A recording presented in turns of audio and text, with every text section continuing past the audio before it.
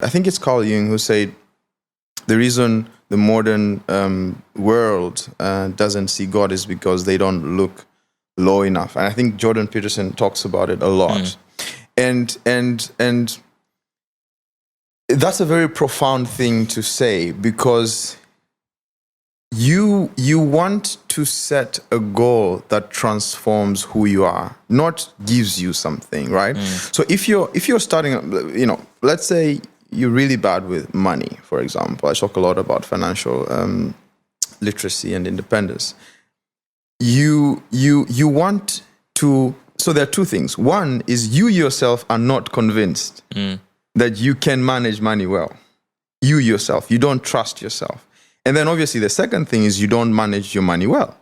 Now, if you're trying to create a consistent framework for you to start getting better, what you need to be able to do is give yourself enough wins that tries to convince you that you're a person who manages money well at the beginning. And then afterwards, you're flexible. It's something you do. Same thing with writing. If you write every day, soon you start believing that you're a person who writes every day. So if you miss a day, you're still a writer. So it's a question of identity. And once you have your identity locked in, then you can move around with the goals. But this is where consistency comes in. Consistency is literally causing some small micro evolution. I think another principle that is quite important for people to appreciate is the principle of evolution. And I think it's an underspoken principle. We are constantly evolving. Everything you do is moving your identity a little bit. So you need to start having those micro actions that tries to change who you think you are. Because once you start believing it yourself, then you're starting to compound. You become that kind of person. But if you aim so high, you can't run a marathon. You can't say, look, I've never run, in my life, and I want to run a marathon. Yeah. You'll not run the next day, and you'll hate it. But if you just put on your shoes and go for a 5-minute walk and be like, yeah, that's day done. I have my shoes on, I've had a walk, I'm going to start running. And then in 2 months, you're running 2Ks. And in 5 months, you're running 10Ks. And, next year, maybe you're running a marathon. I think that's how it works. I like that. And I think what you said there at the end, this idea that if the goal is too high, because I think we were talking about this before, where to be consistent, there has to be a judge, whether that judge is the ideal place you want to get to.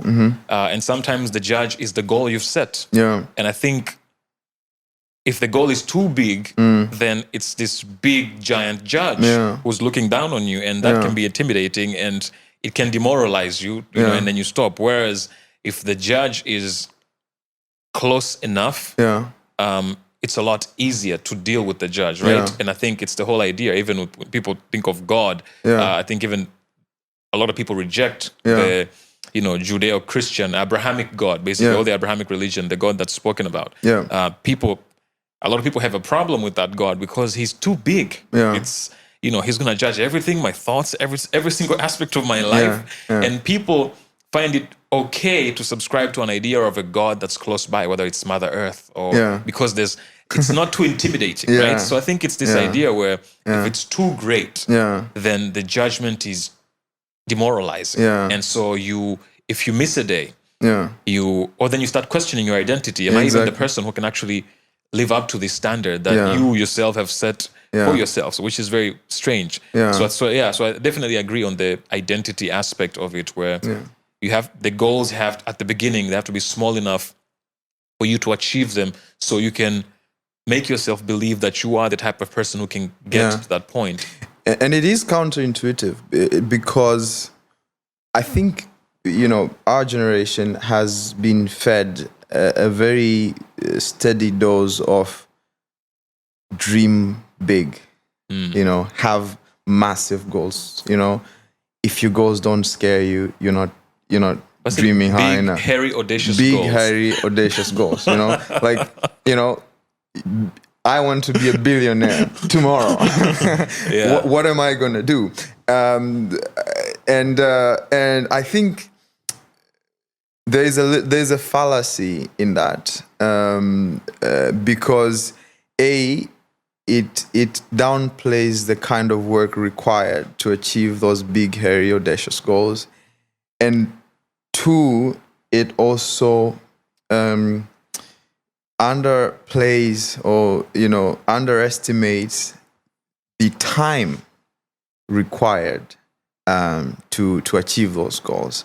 Sometimes we have this illusion that we can achieve so much in so little time, but we also underestimate how much we can achieve in a decade, for example. So it's strange, but this is where consistency and compounding comes in. In the beginning, by its very nature, you're not seeing much results. You're not seeing anything moving.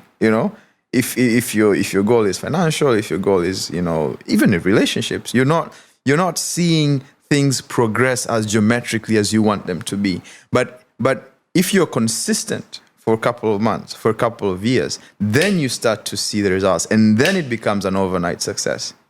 So I think this idea of dreaming small probably should make a comeback. Yeah.